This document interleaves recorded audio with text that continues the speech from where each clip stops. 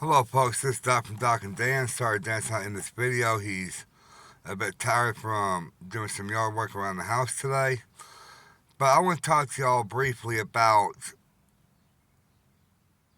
unsafe workplace, violent workplaces. Um, I can't think of the term right now. It'll probably come to me later. Pretty much what happened was, I went back to Huddle House after being gone for 2 weeks because of new management coming in. He was just being rude to everybody, and a lot of us walked out. Well, I talked with him. He said, "Give me a chance." I came back. I was supposed to come back earlier than I did, but some things came up in my life I had to deal with. So I went back, right? And I hurt myself on the job. He refused to do an incident report because he didn't have any printed out, which is wrong anyway. He told me to sit down, cross my legs and everything, and straighten out my back. Well, I couldn't straighten out my back. My back was locked in place. I was trying to still back. I couldn't get up, you know, straighten up any farther. And that's because I was cleaning back behind the grills, and they kept pushing the grills and everything into me. So I went home. Came back a few days later, working fine. Well, up until Sunday. Now, I'm not saying he physically attacked me or anything, but he made me very uncomfortable. Because I walked in there and as usual, dishes ain't done, he's sending everybody home, nobody's doing their jobs or anything. And he says, "Oh, well, just won't mind doing them." Well, whatever. Fine. I'm sitting there cleaning the microwaves like I'm supposed to, and wiping down the boards and everything like that, getting ready for me and Joseph and Carson's shift. And by the way, Carson's the new acting general manager or whatever. So, and he walks in with an attitude right from the beginning saying, "Don't just stand around, they're gonna be like stand around." Okay, well, I don't know what got in his Cheerios, but whatever. So I go back down doing the dishes and everything since he left them for me. And he's just kicking the door, giving me violent looks, giving me dirty looks, cussing at me, everything else. Pretty much a hostile workplace at that point. But I'm going to go thinking maybe it's having a bad day. Well, I go out there, and he has an order on the screen, some words on the screen. I'm helping him with them, or trying to help him with them. And I said, "Well, what's up with these waffles here?" Because I don't know what order he was working on. He goes, "This one's for this," and all that. And then I said, "Okay." Now I'm getting the other one on the plate to plate it, and this one's for here. He just grabs it real rude, right in front of customers. I'm like, okay, I'm about had it at this point, right? So I go back and finish off more dishes. We get those orders done and everything. And he starts goofing around, doing whatever, fine, whatever. Well, I come out to bring out some dishes. Remember, folks, I'm supposed to be the cook, not the dishwasher. But nobody else is doing it, so I just jumped in and did it. Well, I come out, he's got some chicken dropped without timers, and you're supposed to use timers so that way you know the chicken, and everything's cooked properly. I pull it out, he comes out, and I said, "Carson, this chicken's burned." "Oh, if you don't know how to cook, get the hell out of my kitchen," and all this stuff, excuse the French. Right in front of customers. She grazed me a second time in front of the customers. At that point, I'm like, okay, enough's enough. So I went back there, finished out dishes, wiped down the sinks, cleaned out the sinks, swept the mud the floor in the back area. I went outside to have a smoke. I said, "Carson, I need to talk to you." I tell him what's going on, because remember, folks, at a workplace, if you're being bullied by anybody, you're supposed to go to the manager. And when the manager's the one bullying you, what do? You talk to him anyway. I did. "Well, I probably shouldn't have talked to you that way, and you've been here longer than I have, and you're supposed to know all the dishes and everything." I said, "Carson, I was never trained properly. Nobody ever trained me properly. Everybody has like 15 different ways to do things." I said, "You're the trainer. You're a field coach or whatever. At the GM and everything." I said, "Why don't you train me properly? I want to learn. I will learn. Fine."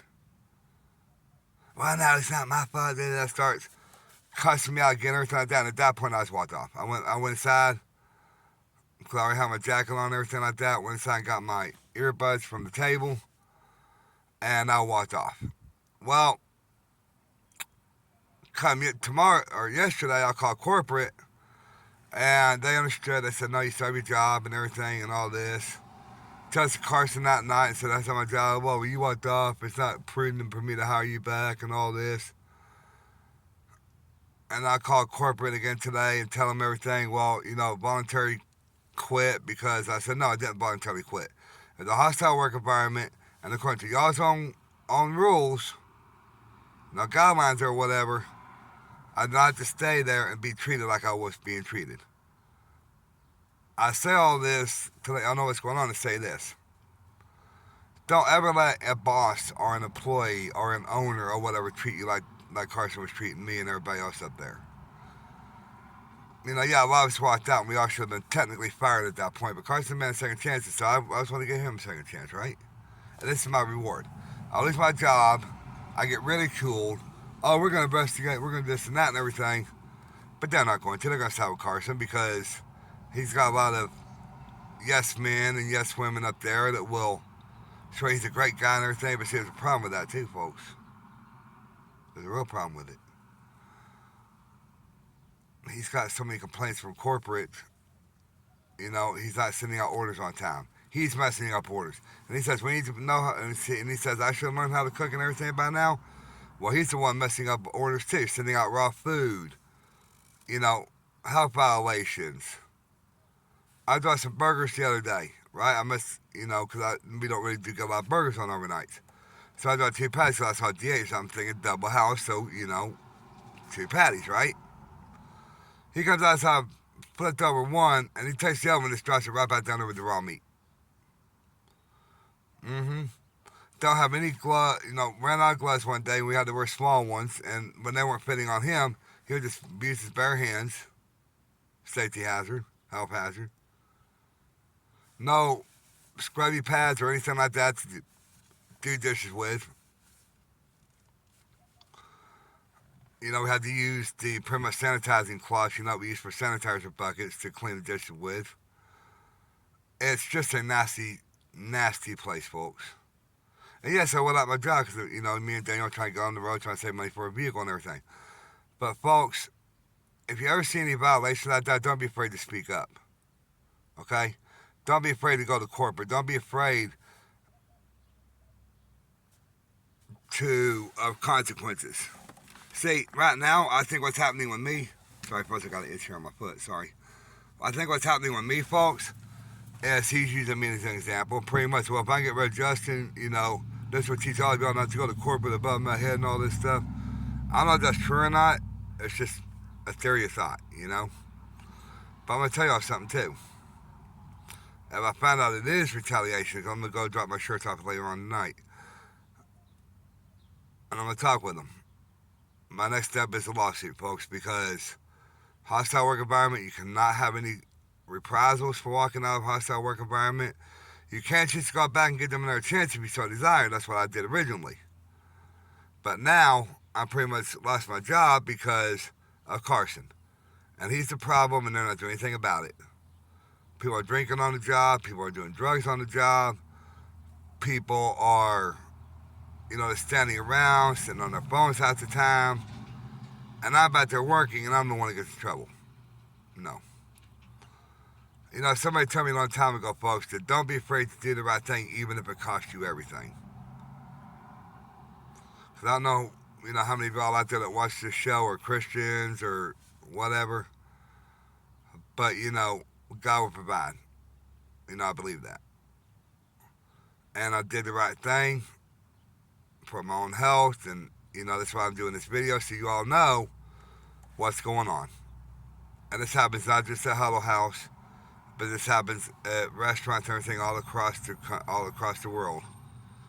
Mismanagement, health violations, and everything. And I'm hoping that one of y'all that sees this will call will share this video. Like, subscribe, share. Ring the bell to be notified because, folks, this is a very important show that I'm doing right now because it's bringing light to a problem at Huddle House here in San Angelo that nobody wants to see, nobody wants to deal with. Corporate don't want to deal with it, and something needs to be done about it, folks. So please, folks, like, share, subscribe. We need the subscription, we need the likes, we need the views and everything. So that's all I really want to say this time. I'm sorry it's kind of me rambling on, but I figured this was a topic that I need to discuss with y'all. So, Prete Nama, remember that means peace in the universe. Daniel told me to tell y'all hello. Like I said, he was just kind of worn out from mowing and everything. So, we love y'all. We hope to see y'all on the road soon. We will be leaving here in a few months to start a cross-country tour for our show and everything. So, we're going to see how that goes. And we'll keep y'all informed. Alright? Peace. Love y'all. Bye.